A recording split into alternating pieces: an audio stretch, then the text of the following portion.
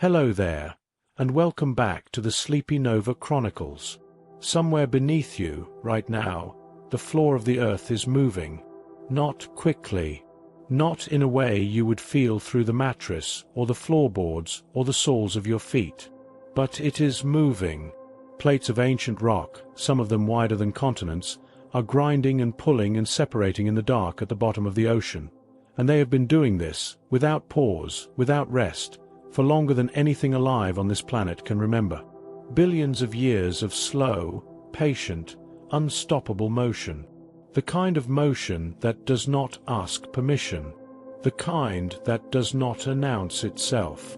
It simply continues, deep in the dark, heavy and certain, the way your own heartbeat continues while you sleep. You are lying above it right now.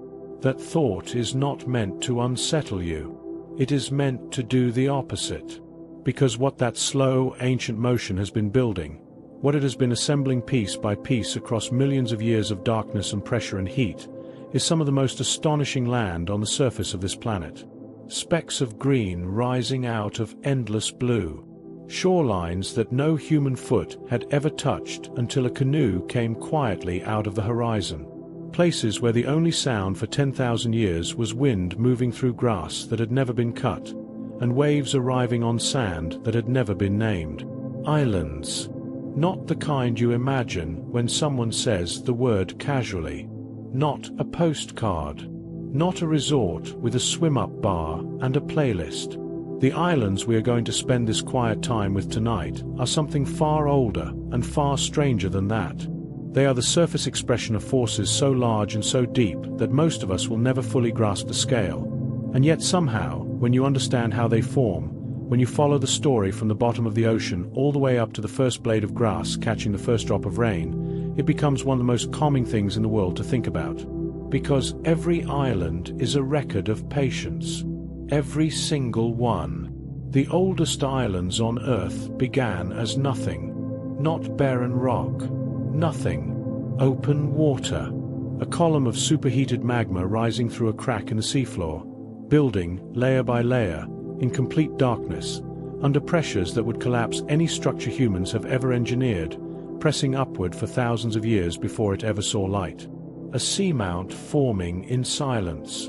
An underwater mountain that no creature on the surface knew existed, growing at a rate of perhaps a few centimeters a year, roughly the same speed at which your fingernails grow, until after tens of thousands of years, the summit of that hidden mountain finally breaches the surface of the ocean and feels air for the first time. That moment, that first breath of a new island, happened long before any human was alive to see it. And it is still happening now. Right now, tonight, while you are warm and still and your breathing is beginning to slow, a seamount in the Pacific Ocean is growing. Quietly, steadily. It will not break the surface for another 10,000 years. But it is already on its way. That is what we are here to explore tonight. Not just the science of how islands form, though the science is extraordinary, and we will move through it gently, one layer at a time, the way lava moves when it has nowhere urgent to be. We are here because the story of islands is, at its core, a story about what happens when something is given enough time. Time and heat and pressure and the slow, patient logic of the earth. What happens is beauty. What happens is the kind of place that stops people mid-sentence when they first see it. What happens is land where none existed, green where there was only grey, life where there was only stone. And here is the detail that tends to stay with people once they hear it. The rock that forms an island, the basalt that rises from the seafloor, cools in the water, and slowly builds into something solid enough to stand on. That rock is some of the youngest material on the surface of the earth. The continental rock beneath your feet, wherever you are right now, is billions of years old, ancient beyond imagination. But the rock that forms a new volcanic island is fresh, sometimes just decades old. In geological terms, it arrived moments ago. It is the newest thing the planet has made, and yet it will become, in time, one of the most biodiverse places on Earth. That is the paradox of islands. They begin as the harshest possible environment.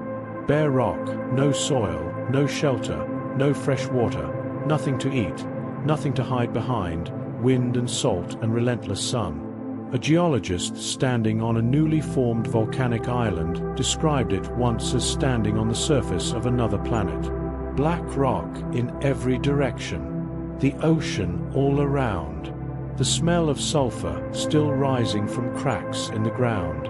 Nothing moving, nothing growing, and then, slowly, almost imperceptibly, life begins to arrive. A spore carried on the wind, a seed in the gut of a seabird that landed briefly to rest, a spider on a strand of silk, lifted by an updraft off a distant coast and carried hundreds of miles across open water without knowing where it was going. These are not dramatic arrivals. There is no fanfare. There is no moment where you could look at the island and say, "There, that was the instant it began." It is subtler than that. It is a single fern frond uncurling from a crack in the lava. It is a lichen spreading across a rock face at a rate too slow to see. It is the beginning of soil, which is itself a process that takes centuries. The slow, patient collaboration of rock and rain and microscopic life, breaking stone into something a root can enter.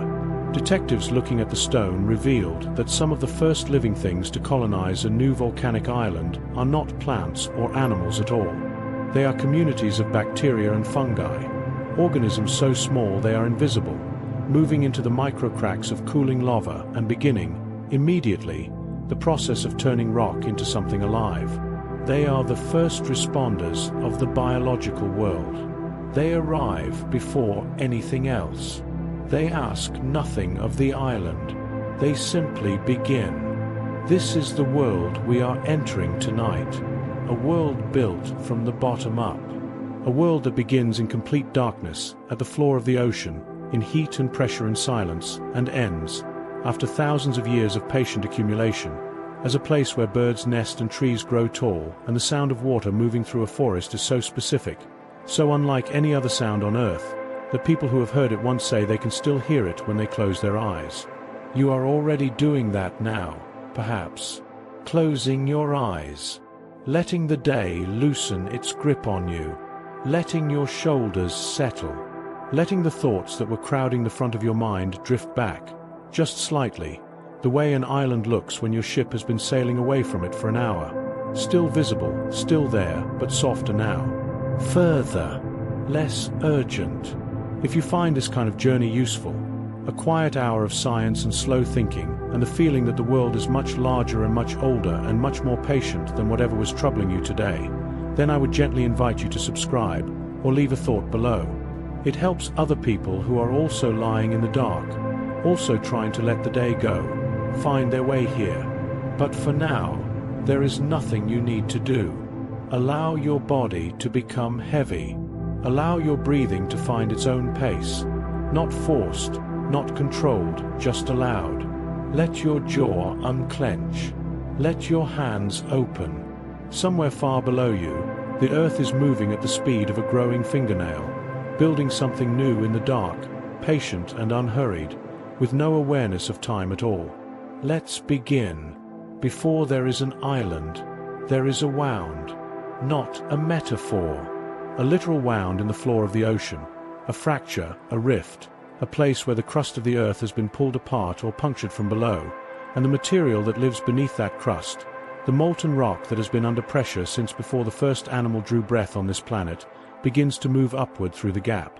Slowly at first, then with increasing purpose, then with a force so total and so absolute that nothing above it has any say in what happens next. This is where every island begins.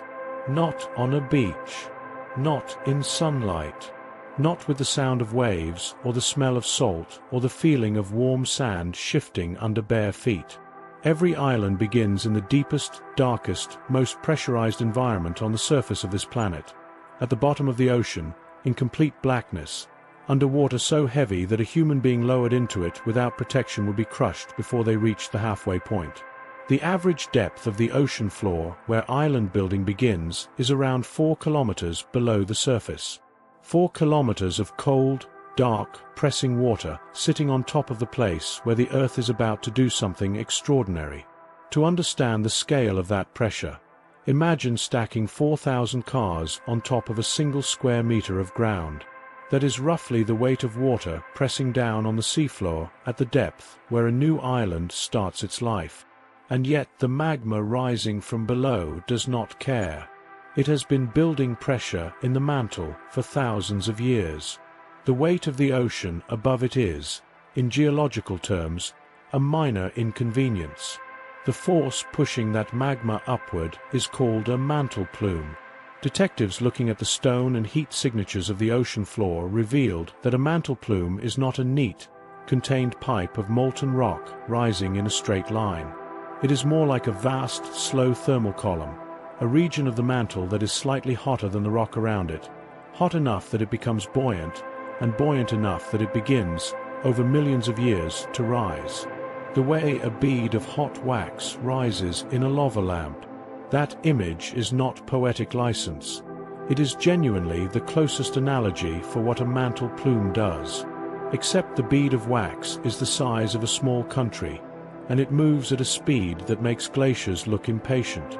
When that thermal column reaches the base of the tectonic plate above it, the rigid slab of crust that forms the floor of the ocean, it does not stop. It cannot stop. The pressure behind it is too great, the heat too concentrated. Instead, it does something that should feel impossible, and yet happens continuously, in multiple places across the planet right now as you lie still and let your breathing slow. It melts through. The base of the tectonic plate, which is itself solid rock, begins to thin under the sustained heat of the plume below it. Over thousands of years, that thinning creates a hotspot, a fixed point of intense heat and upward pressure directly beneath the plate.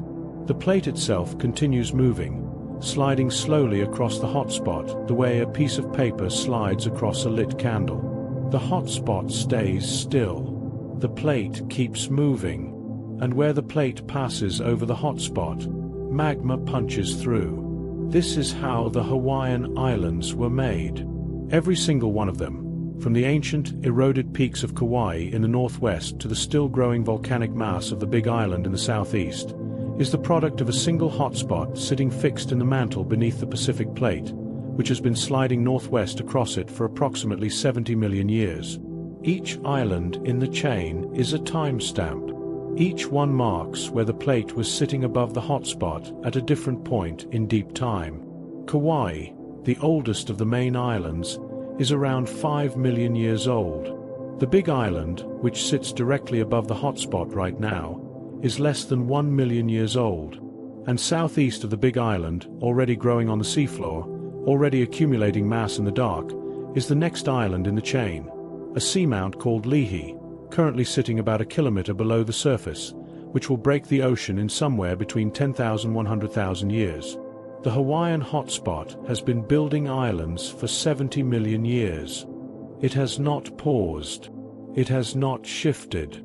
It has not changed its agenda. For 70 million years, while dinosaurs rose and fell, while the first grasses spread across the continents, while the ancestors of every human being alive today walked out of Africa and across the world, this single point of heat in the mantle has been doing exactly one thing: pushing magma upward through the Pacific Plate, building islands in the dark, one layer of lava at a time. Your entire existence, and the existence of every human who ever lived, fits inside a fraction of the time that hotspot has been working. Let that settle for a moment.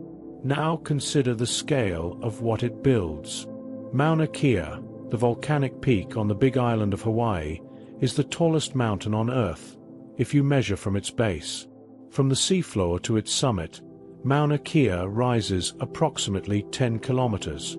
Everest, measured from sea level to its peak, is just under 9 kilometers.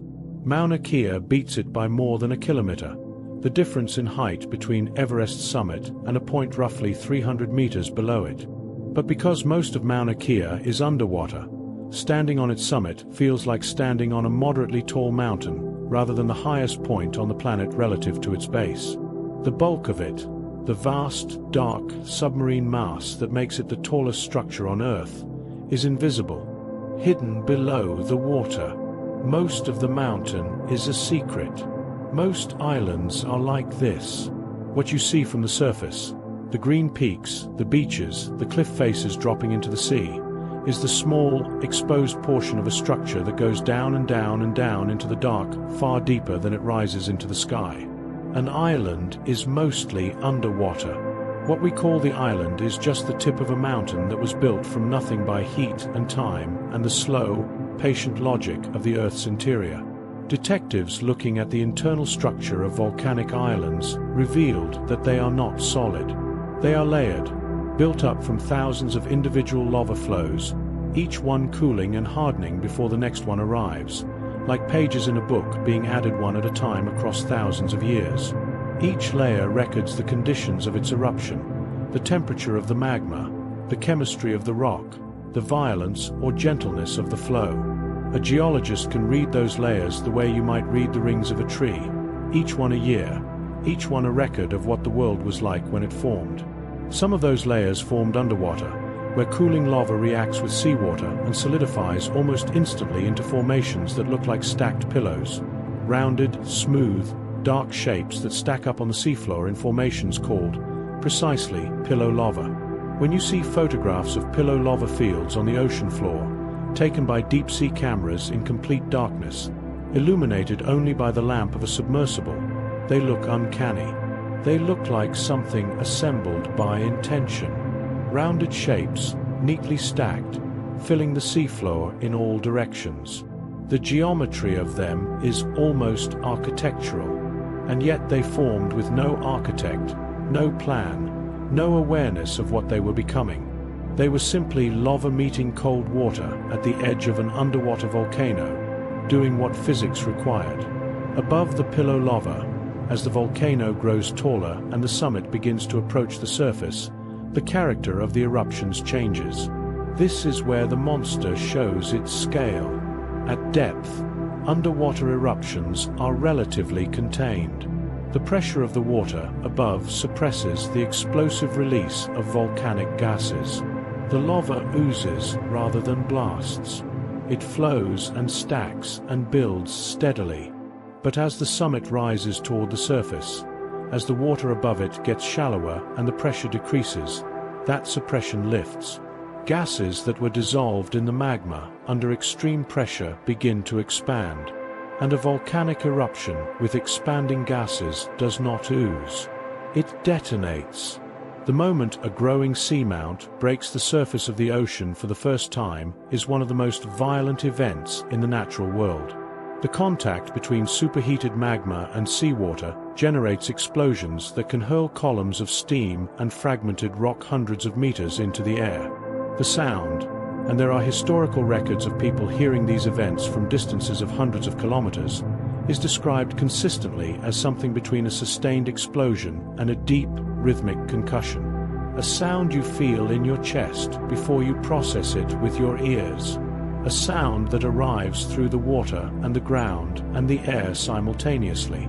The first island, the first moment of land, is announced with noise and steam and the smell of sulfur and the hiss of seawater turning instantly to vapor against rock that is still glowing. And then, as the lava cools and the eruptions settle into a pattern, something shifts. The violence begins to organize itself. The mountain above water grows taller. The eruptions move from explosive to effusive, lava flowing rather than blasting, spreading across the new land in dark, ropey sheets that harden as they cool, adding layer after layer to the surface of the island. Walking on newly cooled lava fields, which is possible on the big island of Hawaii today, means walking on rock that was liquid within the last few years, sometimes within the last few months. The ground under your feet is new. It is the newest ground on Earth, and it is still warm.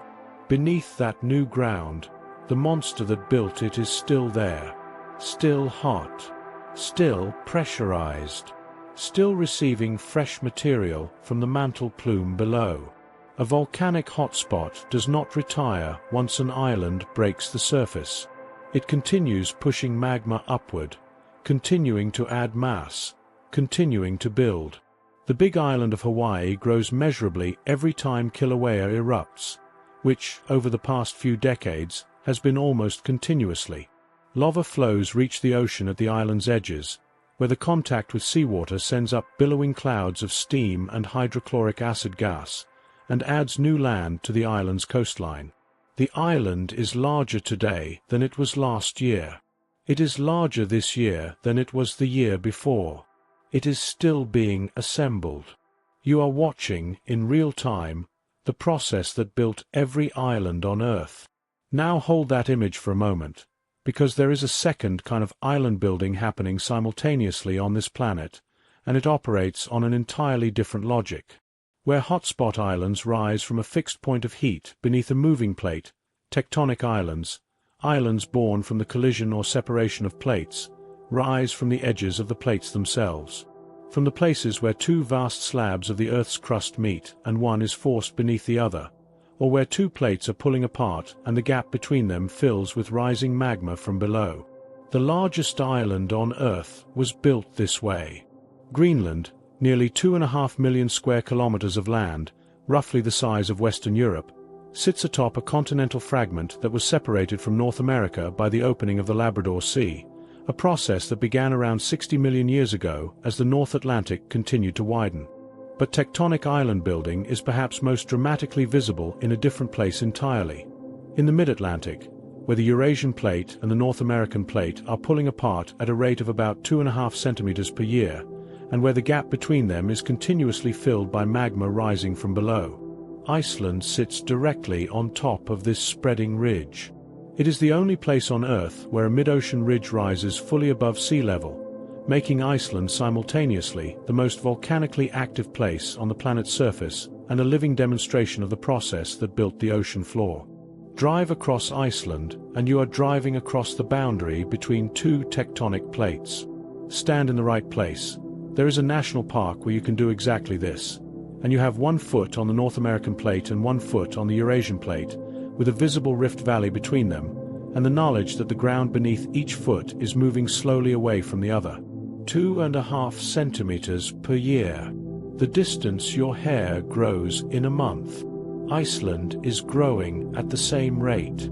Detectives looking at the volcanic history of Iceland revealed that the island has been continuously above sea level for only around 16 to 18 million years, which, on a geological timescale, makes it extraordinarily young. And yet in that time it has accumulated enough volcanic material to form an island the size of England, and it sits above a hotspot in addition to the spreading ridge, which means it receives a double supply of magma from below. It is, in geological terms, lavishly resourced. The Earth is generous with Iceland in a way it is not generous with most places.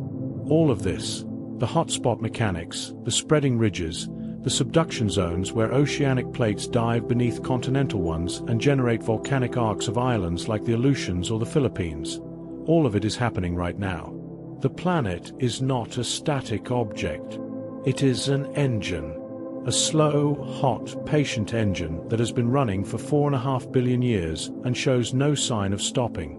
And one of the things that engine produces, as a kind of byproduct of its ceaseless internal motion, is land.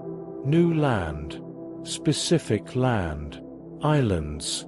Pieces of the planet that did not exist before, rising from the water with no announcement, no ceremony, built from the inside out by forces that dwarf anything the human world has ever produced. And every one of them, once they break the surface and the lava cools and the steam clears, sits there in the open ocean, waiting for what comes next. The lava has cooled. That sentence sounds simple. It is not. The cooling of a new volcanic island, the transition from a surface of glowing, moving, approachable only from a distance molten rock to something solid enough to stand on, is itself a process that takes years, sometimes decades. The outer surface of a lava flow can harden within hours of eruption, forming a dark, brittle crust that crunches underfoot like thick glass. But beneath that crust, The interior of the flow stays molten for far longer, insulated by its own hardened skin, retaining heat the way a loaf of bread retains heat at its center long after the crust has cooled. Reach into the interior of a lava flow that looks solid from the outside, and you would find temperatures still exceeding 500 degrees Celsius at its core. The island looks finished. It is not finished. It looks dead. It is not dead, though nothing about its surface would suggest otherwise. Stand on a newly solidified lava field, and what surrounds you is a landscape of absolute austerity. Black rock in every direction. No soil. No color except the dark gray and brown and occasionally iridescent black of the basalt, which catches light differently depending on how quickly it cooled. Ropey and folded where it moved slowly, jagged and fractured where it shattered as it contracted. The air above it shimmers slightly with residual heat on warm days. The wind moves across it without catching on anything, because there is nothing to catch on. No tree, no shrub, no blade of grass, no root, nothing that has ever grown or could grow here yet. This is the starting line, and the race that begins here, the race to cover bare rock with living things, is the slowest, most patient, most improbable competition in the natural world. It does not have a starting gun. It does not have a finish line. It does not have competitors who know they are competing. It is simply the result of life being, at its core, an opportunist. Life does not wait for an invitation. It does not assess whether conditions are ideal before attempting to arrive. It arrives, by accident, by wind, by water, by the digestive systems of birds, and then it either finds a way or it does not. On a new volcanic island, most things do not find a way. Not at first. The first organisms to establish themselves on bare lava are not the ones you would expect. They are not the ferns that appear in photographs of volcanic recovery. They are not the mosses or the grasses or the pioneer shrubs that eventually soften the landscape. They are invisible. They are bacteria and archaea, single-celled organisms so ancient that they predate the existence of complex life on this planet by billions of years, and they move into the microcracks of cooling lava within months of the surface becoming solid enough to support them. Detectives looking at the chemistry of young lava fields revealed that these microbial pioneers are not passive settlers. They are active geological forces. Certain species of bacteria produce acids as metabolic byproducts, acids that slowly dissolve the minerals in the basalt around them, freeing up elements like iron and phosphorus that become, in time, the chemical foundation of soil. They are not just living on the rock. They are beginning, immediately and without pause, the process of destroying it, breaking it down, converting it, molecule by molecule, from something sterile and solid into something that might, in a few hundred years, support the weight of a root. This is the monster of the biological world, not in its size, but in its function. A single bacterial cell, invisible to the naked eye, exerting a chemical force on solid basalt that will, given enough time and enough generations of descendants, reduce a rock face to soil. The smallest living thing on the island, doing the largest work. It does this in the dark, in the thin film of moisture that collects in lava, cracks at night, and evaporates before noon, in temperatures that swing between scorching and cold within a single day, in a chemical environment that would be hostile to most complex life, and it does it without stopping, without resting, without any awareness of the transformation it is engineering. You are made of cells that descended from organisms like these. The first life on Earth, the life that made all other life possible, was microbial, was chemical, was invisible and patient and relentless in exactly this way. When you watch the colonization of a new island, you are watching, in compressed form, the story of how life first established itself on this planet.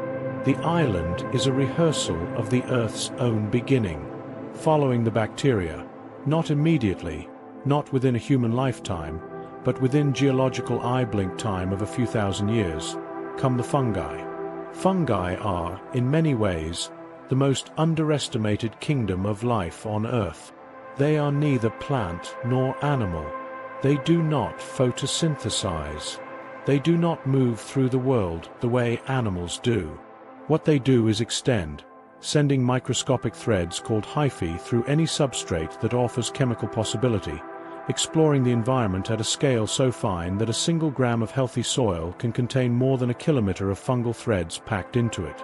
A kilometer of living filament in a space the size of a sugar cube.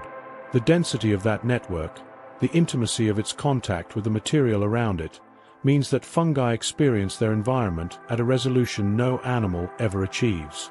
On a new lava field, fungi arrive primarily by spore, microscopic reproductive units so light that they can travel in the upper atmosphere, crossing ocean distances of thousands of kilometers on wind currents, landing by chance on any surface below.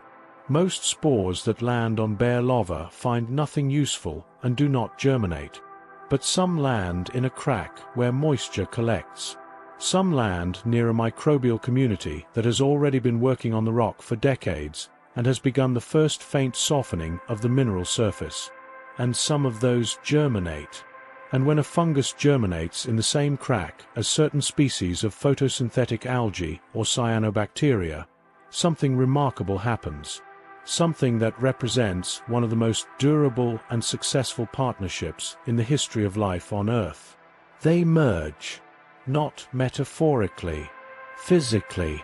The fungal threads and the photosynthetic cells enter into a relationship so intimate and so stable that the resulting organism, the lichen, behaves as a single entity, even though it is composed of two fundamentally different forms of life operating in permanent collaboration. The fungus provides structure and protection, retaining moisture and anchoring the partnership to the rock surface. The photosynthetic partner provides energy, converting sunlight into sugars that feed them both. Together, they can survive conditions that would kill either partner alone. Drought, extreme temperature swings, direct UV radiation, the chemical hostility of fresh basalt. Lichens are the first large visible colonizers of new volcanic land. They arrive as crusts, thin, flat, often brightly colored patches that spread across the rock surface at a rate of perhaps a millimeter or two per year.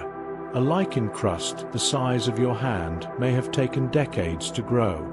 Some lichen colonies found on Arctic and Antarctic rocks have been aged at more than 4,000 years old, making them among the oldest living organisms on Earth, growing continuously since before the Egyptian pyramids were built, on a surface that would look to a casual observer like bare, lifeless stone.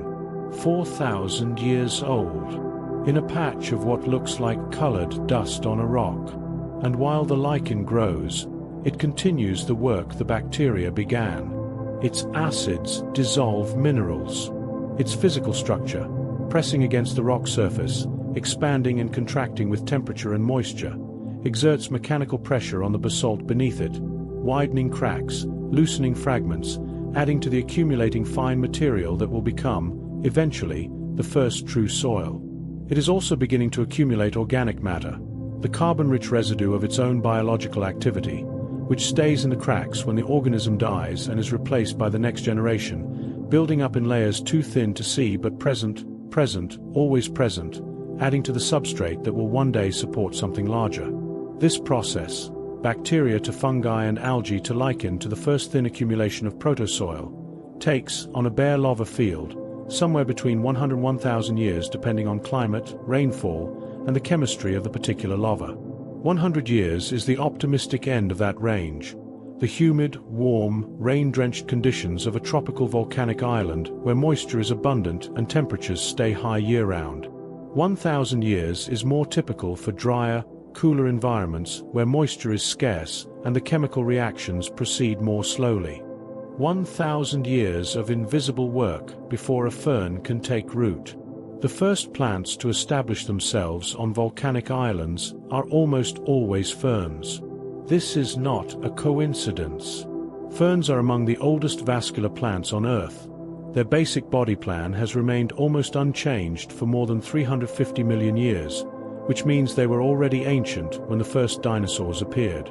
They reproduce by spores rather than seeds, which makes their reproductive units lighter and more numerous than those of flowering plants, and far more likely to be carried long distances by wind. A single fern plant can release millions of spores in a single season. Even if only one in a billion lands on a suitable surface, the numbers are such that ferns will, given enough time and enough lava fields to aim at, find their way to most of them. Detectives looking at the spore records preserved in volcanic sediments revealed that ferns typically appear on new Hawaiian lava fields within 50 to 100 years of the initial cooling, arriving before any true soil exists, establishing themselves in the cracks where protosoil has begun to accumulate, their roots extending into the rock and continuing the physical work of fracturing and loosening it. A fern root is not a passive structure. It is a slow, persistent, extraordinary force, exerting pressures of up to 10 atmospheres against the rock walls of the crack it grows in. 10 atmospheres. The pressure inside a car tire is typically around 2.5 atmospheres. A fern root pushing into a crack in basalt exerts 4 times that pressure, silently, continuously, year after year, until the crack widens or the rock fractures. The gentlest-looking plant in the landscape is doing some of the most violent geological work. Your own ancestors understood ferns as symbols of new beginnings. Across dozens of cultures that developed independently on islands and coastlines around the world, the unfurling frond of a young fern, the crosier, that tight spiral that opens slowly as the plant matures, became a symbol of potential, of life emerging from difficulty, of something new coming into being from something that looked, until the last moment, like it might remain closed forever. The Maori of New Zealand, who lived surrounded by fern-covered volcanic landscapes, made the koru, the stylized spiral of the unfurling fern frond, one of their most enduring and significant symbols. It appears in carvings, in tattoos, in art that is still being made today. The fern arrived on those islands the same way it arrives everywhere, by spore, by wind, by chance. It landed on bare rock and found a crack with enough protosoil to anchor in, and it opened, and it began, and following the ferns, accelerating the whole process dramatically, came the birds. This is where island colonization shifts from slow to fast, from the timescale of centuries to the timescale of decades. Because birds do something that wind and water cannot do. They carry seeds that have already been processed, already been prepared for germination, already been selected for viability. A seed that passes through the digestive system of a bird is not just transported, it is treated. The tough outer coating of many seeds is partially broken down by stomach acids, which actually improves germination rates. The seed arrives on the new island wrapped in a small package of fertilizer, deposited precisely in the location the bird happened to be standing when it landed. Birds are, in this sense, the most efficient seed dispersal mechanism the natural world has ever produced. Detectives looking at the plant genetics of remote Pacific islands revealed something that initially seemed improbable. Many of the plant species found on islands thousands of kilometers from any continent are most closely related not to species on the nearest landmass, but to species on landmasses in completely different directions, sometimes on the other side of the Pacific entirely. The explanation, when it emerged, was birds. Migratory seabirds that travel tens of thousands of kilometers annually, following flyways that cross open ocean, carrying seeds internally or externally, caught in feathers, stuck to feet, and depositing them wherever they land to rest. A single Pacific golden plover, which migrates annually between Alaska and Hawaii, a journey of approximately 4,000 kilometers across open ocean, completed in a single non-stop flight lasting around 3 days, could, in theory, carry a viable seed from the coast of Alaska and deposit it on a Hawaiian lava field within 72 hours of picking it up. 4,000 kilometers in 3 days. The seed does not know it has crossed an ocean. It simply finds itself in new soil, in new light, with no competition from the species it left behind, and begins. This is how islands become biodiverse faster than any continental location could. On a continent, a new plant species arriving in an established ecosystem faces immediate competition from hundreds of species already occupying every available niche. The soil is taken. The light is taken. The water is taken. The new arrival must find a gap, a weakness, a moment of disturbance that creates an opening. Most do not survive. On a new volcanic island, there are no established competitors.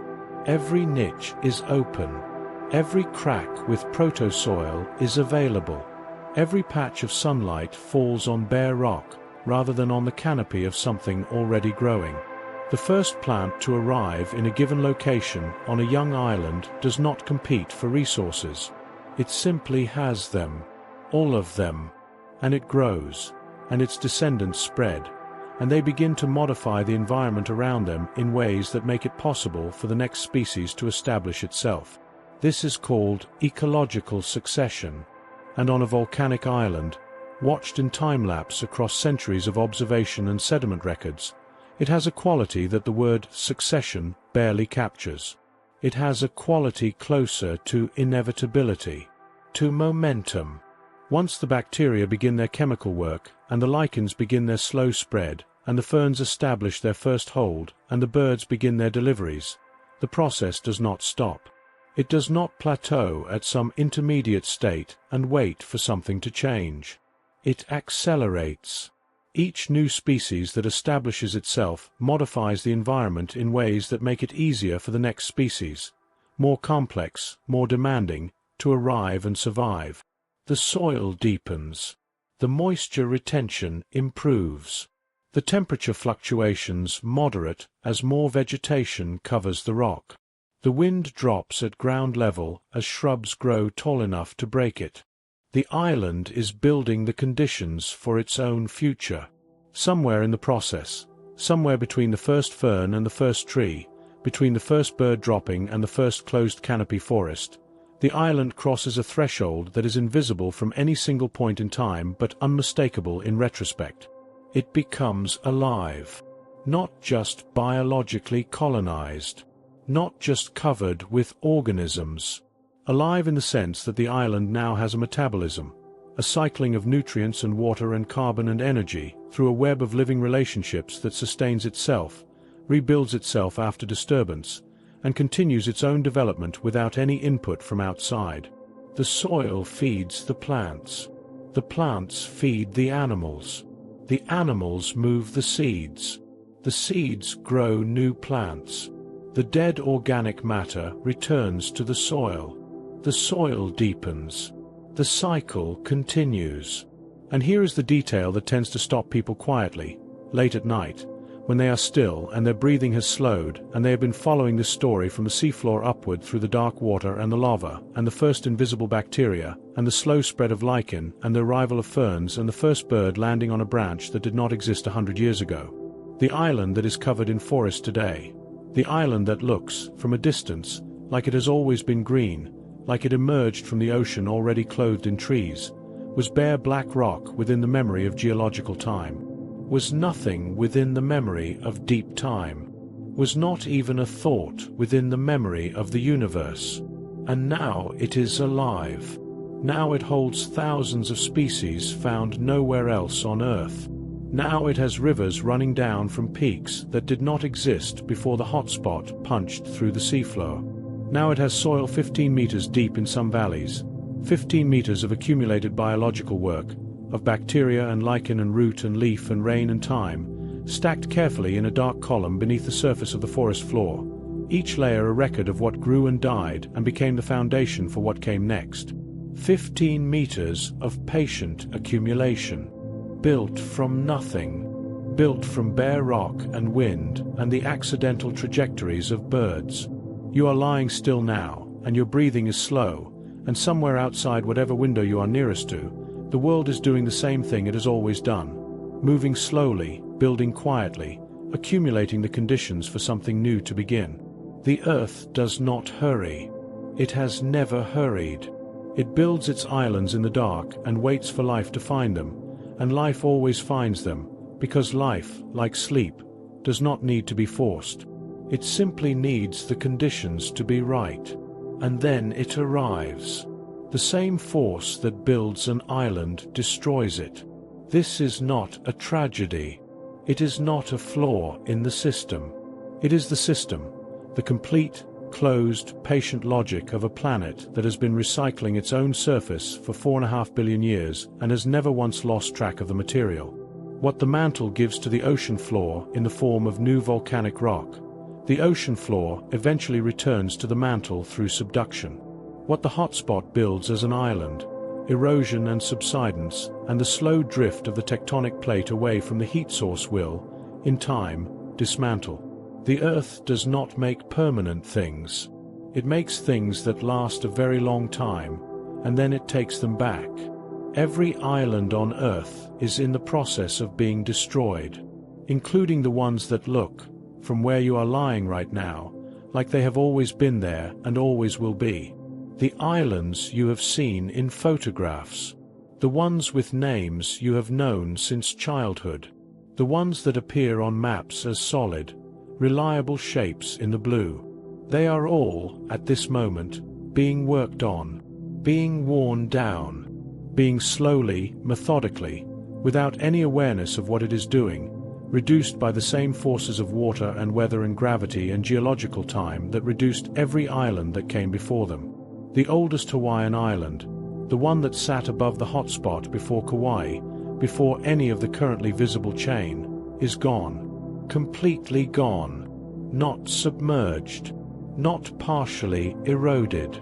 Gone, returned to the seafloor as a flat, algae-covered platform called a guyot, sitting in water so deep that it receives no sunlight and supports almost no life. It was once, perhaps 5 to 10 million years ago, an island the size of the big island of Hawaii, peaks rising thousands of meters above the ocean, forests covering its slopes, birds that existed nowhere else on Earth calling from trees that existed nowhere else on Earth. All of it is gone, and the process that took it apart is already working on every island that replaced it. The first agent of destruction is the one you would expect: rain. Water is the most patient demolition force on the surface of this planet. It does not announce itself. It does not arrive with the drama of a volcanic eruption or the visible spectacle of a landslide. It arrives quietly from above, in drops small enough to land on your skin without bruising it, and it begins immediately the work of taking apart whatever it lands on. On a volcanic island, rain does this work with particular efficiency, because the basalt that forms the island's bulk, while extremely hard, is also highly fractured. The same rapid cooling that creates the distinctive textures of volcanic rock also creates thousands of microcracks running through it in every direction, and water finds every single one of them. Water enters a crack in basalt. At night, the temperature drops and the water freezes, expanding by approximately 9% of its volume as it does so. 9% sounds modest. Applied to a column of water inside a hairline fracture in solid rock, with nowhere to expand except outward, it exerts a pressure of up to 2,000 atmospheres against the crack walls. 2,000 atmospheres. The pressure at the bottom of the Mariana Trench, the deepest point in the ocean, is just over 1,000 atmospheres. The ice forming in a crack in a Hawaiian lava field exerts twice the pressure of the deepest ocean on Earth. The crack widens. The next rain fills it further. The next freeze expands it further. Over years, the crack becomes a fissure. Over decades, the fissure becomes a channel. Over centuries, the channel becomes a valley. And the material that was the rock, the basalt that the hotspot spent 10,000 years building up from the seafloor, moves downslope in solution, in suspension, in fragments, carried by the water that dissolved it and fractured it and simply pulled it, gram by gram, toward the ocean. On Kauai, the oldest of the main Hawaiian islands at approximately 5 million years old, this process has had enough time to produce something that looks, at first glance, impossible. The Napoli coast, a series of valleys and ridges on the island's northwest shore, their walls dropping nearly 1,200 meters to the ocean below, their faces carved into shapes of such dramatic verticality that they appear almost architectural, was produced entirely by rain. By water. by the same quiet, patient, molecule-by-molecule demolition that is working on every volcanic island on Earth. What looks like a monument is a record of removal. Every cliff face on the Napoli coast is the inside of a valley that used to be filled with rock, and is now filled with air. 1,200 meters of rock, removed by rain. That is roughly the height of 4 Empire State Buildings stacked directly on top of each other. 4 Empire State Buildings worth of solid basalt, dissolved and carried to the ocean in solution, grain by grain, over 5 million years of rainfall. Your own body is mostly water. The same element doing the demolition work on Kauai is circulating through your bloodstream right now, carrying dissolved minerals from your food to your cells, dissolving and transporting and recycling with the same patient chemistry that rain applies to basalt. Water does not distinguish between rock and biology. It works on whatever it finds. It has been working on the surface of this planet since water first appeared here, and it has never stopped. But rain is only the first agent. The second is the ocean itself. Wave action, the mechanical force of water moving against a coastline, is among the most concentrated erosive forces in the natural world. A single breaking wave, on a moderately energetic coastline, can exert a pressure of 30 tons per square meter against the rock face it strikes. 30 tons. That is the weight of approximately 25 mid-sized cars hitting the same square meter of rock simultaneously, repeatedly, every few seconds, 24 hours a day, 365 days a year, for as long as the island exists. The rock does not win this contest. Detectives looking at the erosion rates of volcanic islands in the Pacific revealed that the average Hawaiian island loses between 1 and 3 millimeters of elevation per year to wave erosion alone, not counting rainfall erosion, not counting the biological erosion of organisms that bore into rock, not counting the contribution of occasional large landslides that remove entire sections of an island's flank in a single event. 1 to 3 millimeters per year sounds negligible. Over 1 million years, it amounts to between 1,000 and 3,000 meters of lost elevation. Over 5 million years, the age of Kauai, it accounts for a significant fraction of the island's original height. Kauai was once taller, much taller. The original volcanic peak of Kauai, at its maximum development before erosion began, is estimated to have risen to approximately 4,000 meters above sea level. Higher than any currently active volcano on the Big Island, higher than any point in the current Hawaiian chain above sea level. That peak is gone, eroded, carried to the ocean in particles too small to see, dispersed across the seafloor in a ring of sediment around the island's base that represents, in compressed geological form, the autobiography of everything Kauai used to be. And beneath all of this, beneath the rain erosion and the wave action and the biological weathering, a third force is working, the slowest of the three, the one that operates on timescales that make erosion look hasty. Subsidence. When a volcanic island forms above a hotspot, the sheer weight of the new volcanic material, millions of tons of fresh basalt accumulating on the oceanic crust, causes the crust beneath it to flex downward. The oceanic plate bends under the load the way a trampoline bends when weight is placed at its center. This flexing is not dramatic. It is not perceptible in a human lifetime. But it is continuous, and it means that even as the island is being built upward by new volcanic eruptions, it is also sinking, very slowly, measurably, inevitably, into the ocean floor below it. On the Big Island of Hawaii, the rate of subsidence is currently estimated at between 4 and 8 millimeters per year. 4 to 8 millimeters. The thickness of a few stacked coins. Per year. Over 1 million years, that amounts to between 4 and 8 kilometers of downward movement. Enough to put a significant fraction of the island's current elevation below sea level, even before erosion takes its share. And as the tectonic plate carries the island away from the hotspot, moving northwest at its steady rate of roughly 9 centimeters per year, the supply of fresh volcanic material that was counteracting the subsidence begins to diminish. The island moves beyond the reach of the heat source that built it. Eruptions become less frequent, then occasional, then they stop entirely. And without new volcanic material arriving to replace what erosion and subsidence are removing, the island enters its terminal phase. It begins to sink. Not quickly. Not in any way a human lifetime could observe without instruments. But the trajectory, once the hotspot supply is cut off, is fixed. The island will continue to erode from above and subside from below until the last peak drops below the waterline and the island, from the perspective of anything living on the surface of the ocean, ceases to exist. This is where the story takes its strangest turn, because disappearing below the waterline is not the end of an island's story.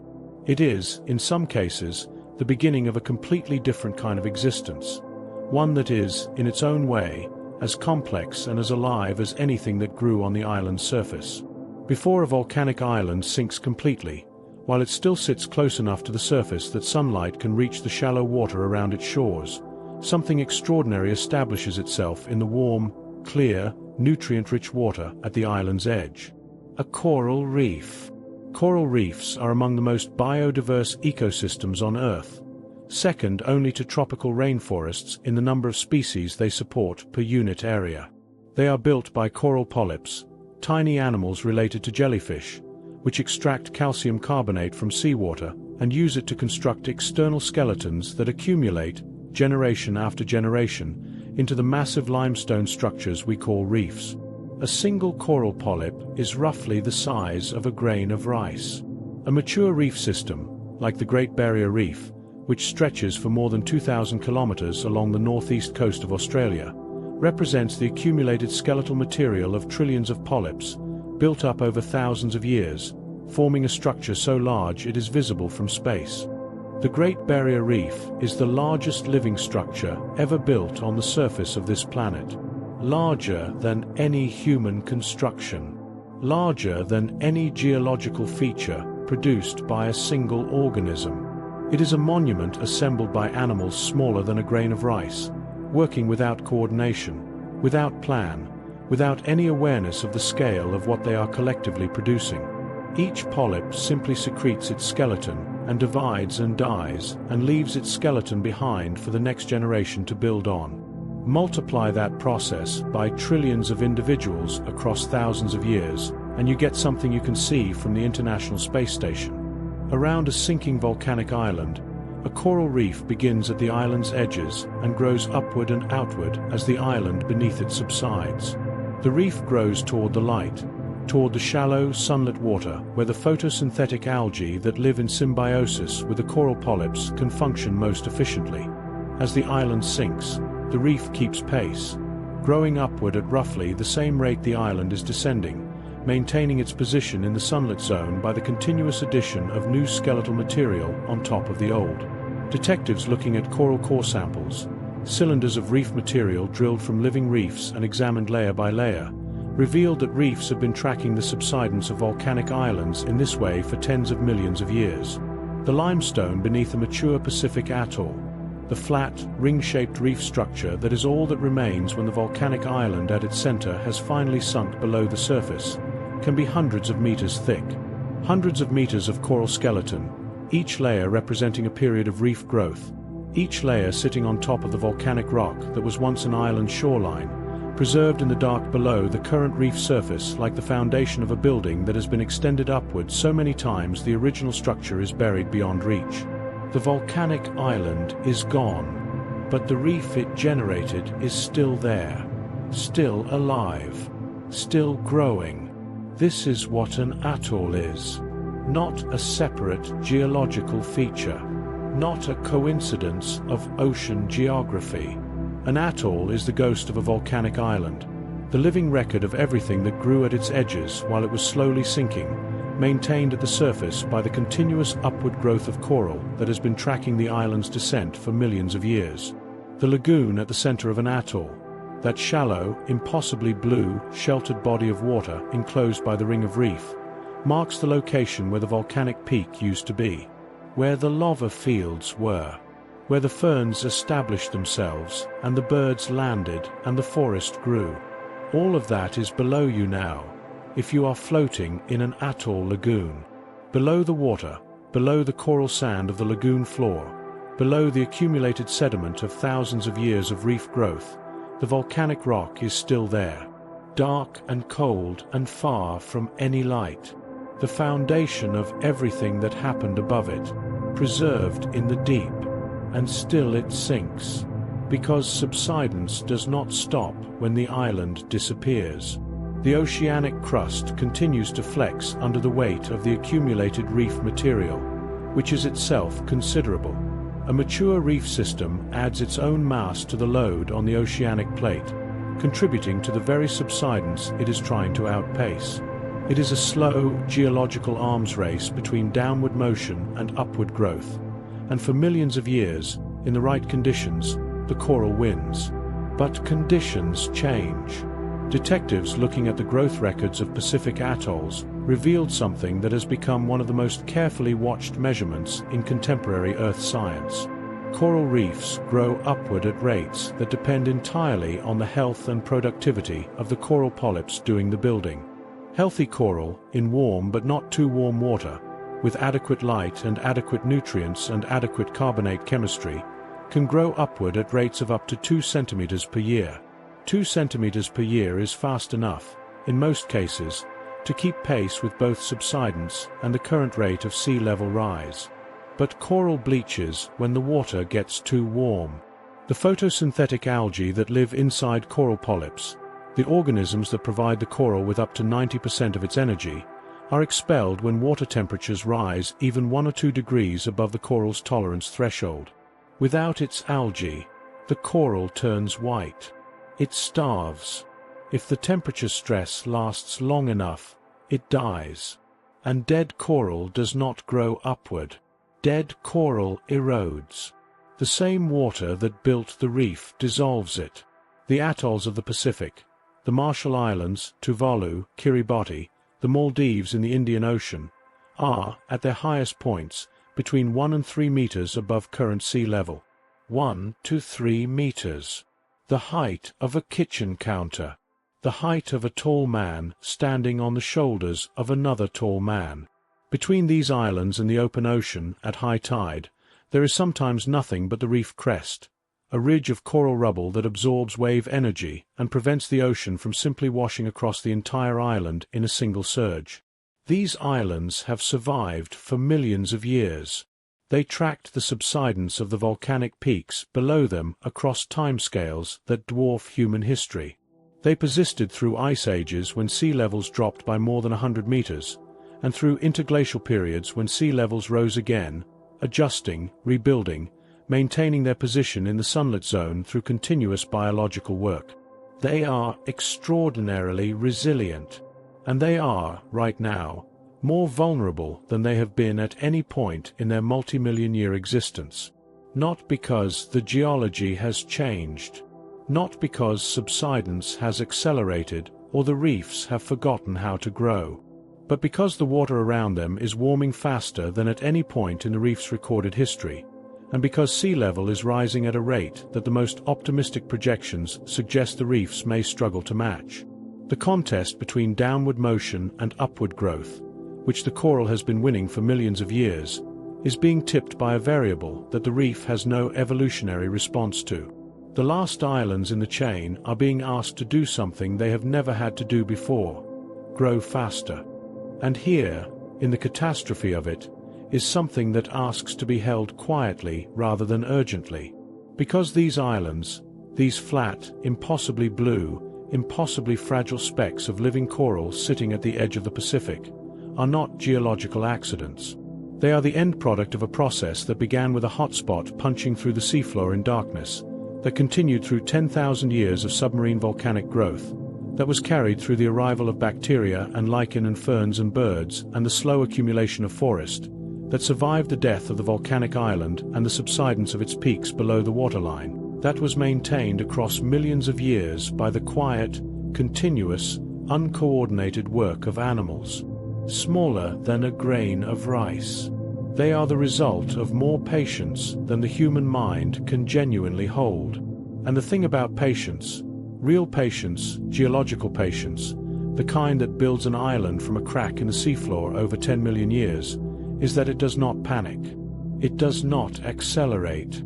It does not try to solve the problem in a single season. It simply continues, one layer at a time, one generation at a time, one degree of warmth or cooling absorbed and adapted to, slowly, over time. The Earth has been here before.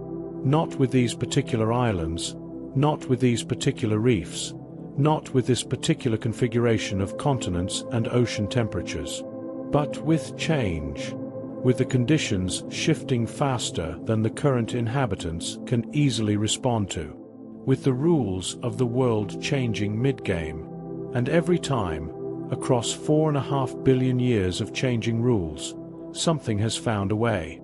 Not everything, not everyone.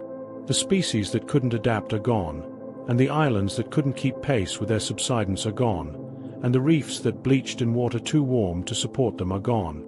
The geological record is full of endings. It does not pretend otherwise. But it is also full of beginnings that nobody saw coming.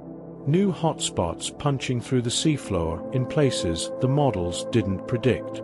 New species arriving on bare lava from directions that made no biogeographic sense. New reefs establishing themselves on the rubble of old ones, in water a degree warmer than their predecessors could tolerate, built by polyps that carry, in their genes, a slightly higher thermal threshold than the generation before them. The Earth is patient, and patience, in the end, is the only force on this planet that has never been defeated. Let that settle now. Let the weight of that thought, the full, enormous, unhurried weight of it, move through you the way deep time moves through everything. Slowly, without urgency, settling into the quiet places. The island is still forming. Somewhere in the dark beneath the Pacific, the hotspot is still working. The seamount is still growing. The first bacteria are still moving into the first cracks of the first cooled lava on a reef that is still tracking the slow descent of a volcanic peak that has been sinking for 3 million years. All of it continuing.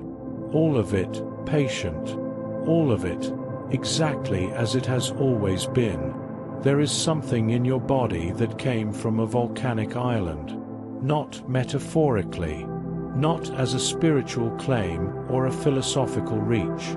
Literally, chemically, in the specific composition of the minerals circulating in your blood and held in the lattice of your bones right now, there is material that was once part of a volcanic island, processed through soil, absorbed by a plant root, eaten by an animal, passed up through a food chain, and eventually, across centuries of biological transfer and geological movement, incorporated into the body of an ancestor of yours, and then another, until it arrived, still moving, still cycling, in you.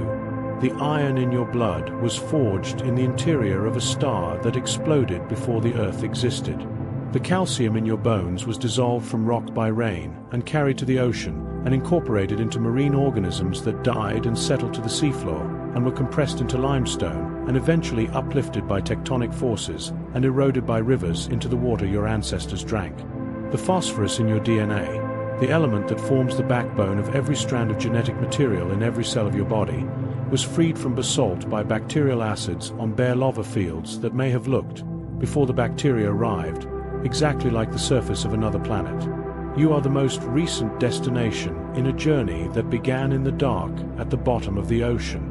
Detectives looking at the isotopic signatures of minerals in human tissue revealed that the specific chemical fingerprint of the rock a person grew up near, the particular mix of elements in the local geology, leaves a measurable trace in the bones of people who lived on that land and ate its food and drank its water for generations.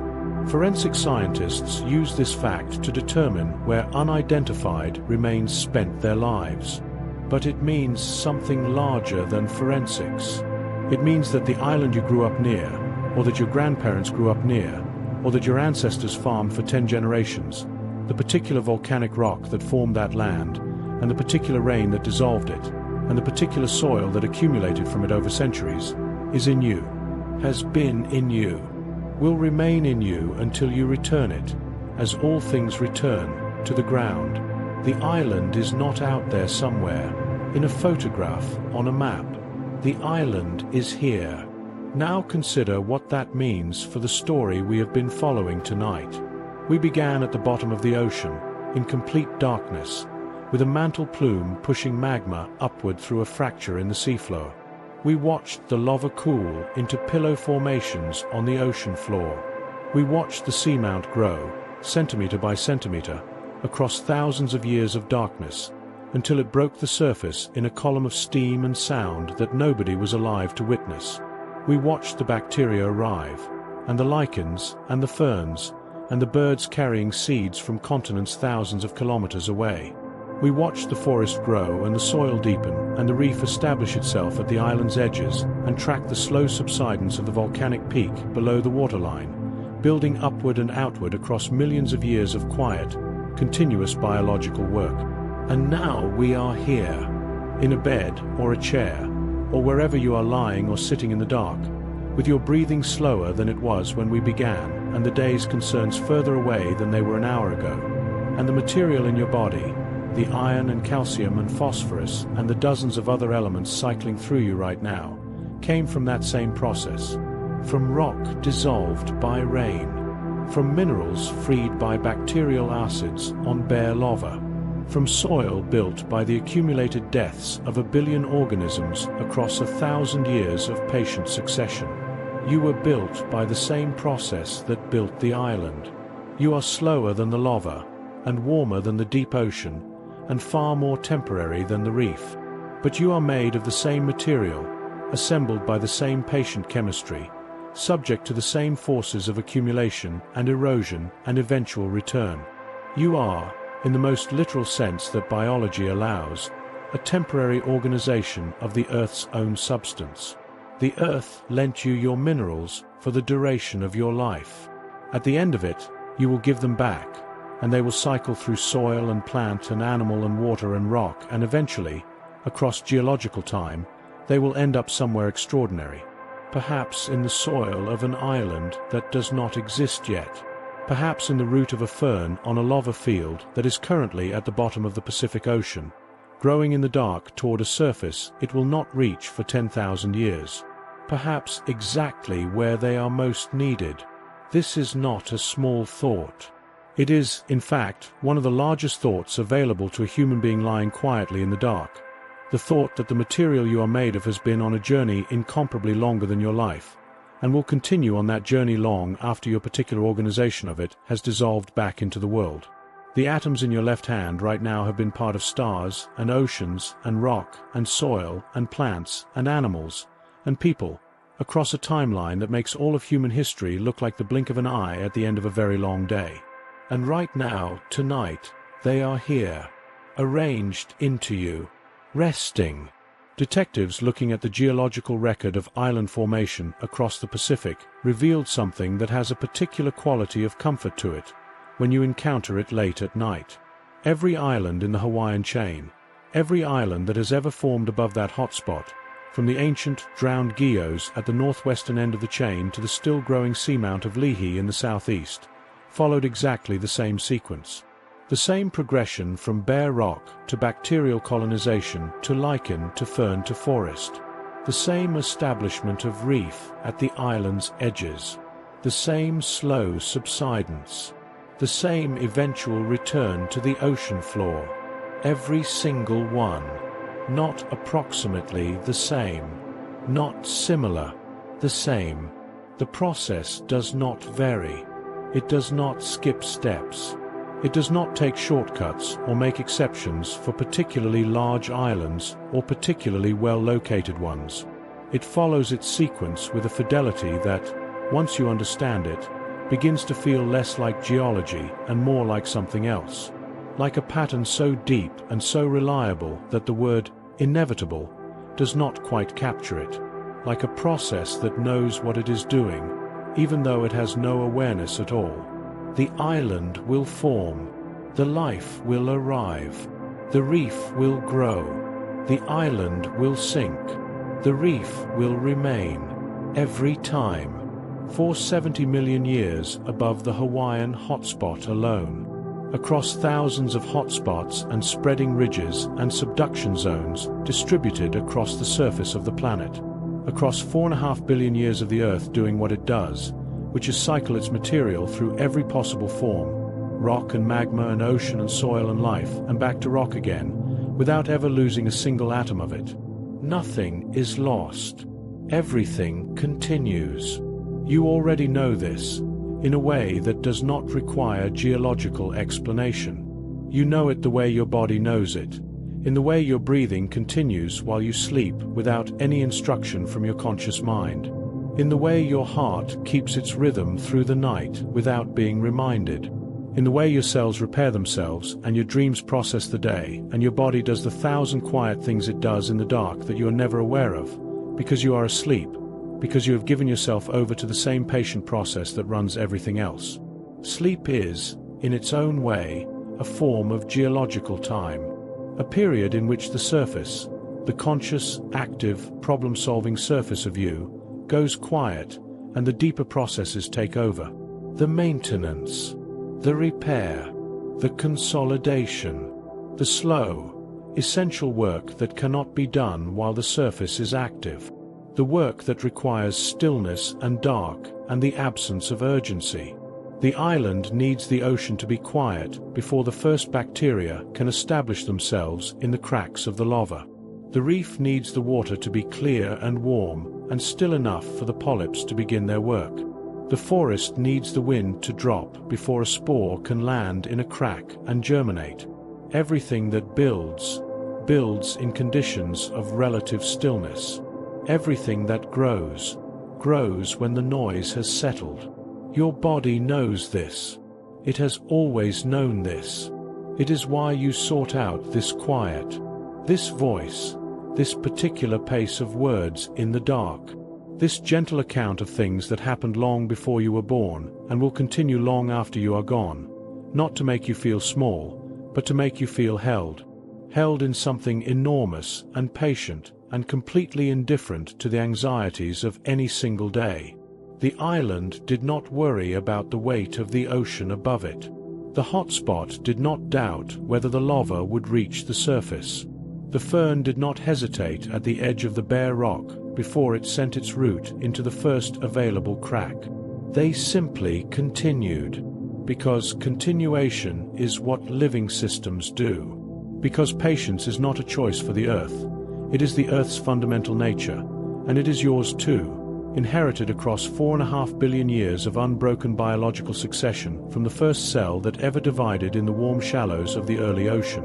You come from a very long line of things that continued. Every ancestor you have ever had, every single organism in the unbroken chain of life that leads from that first cell to you, lying here tonight, survived long enough to reproduce.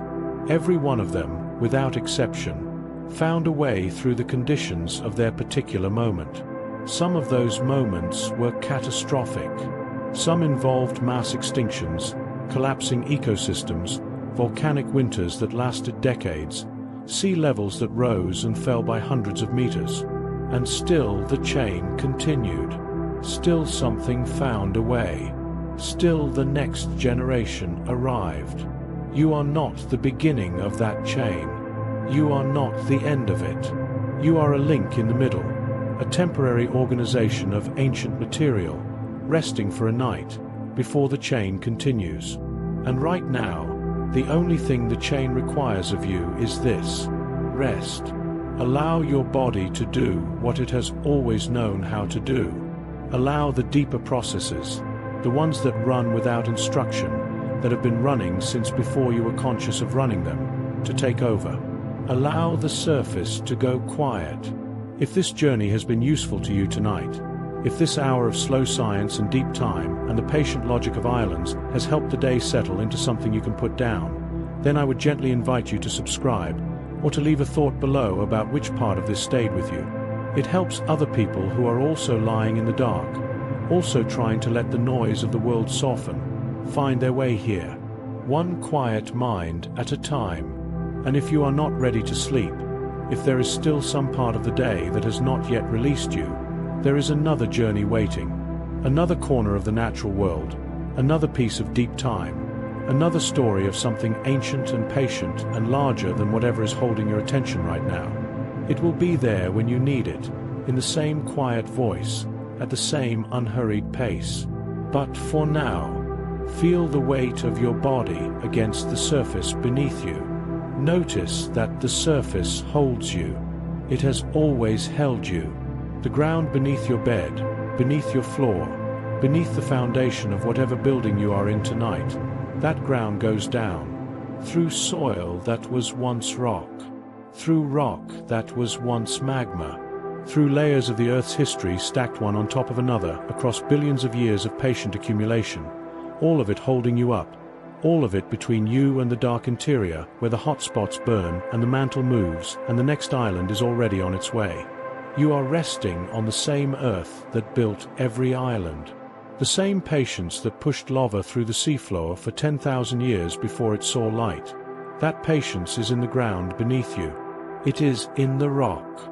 It is in the slow, unhurried turning of the planet on its axis, bringing the dark around to morning, as it has done every single night for 4.5 billion years, without failure, without interruption, without once forgetting to bring the light back.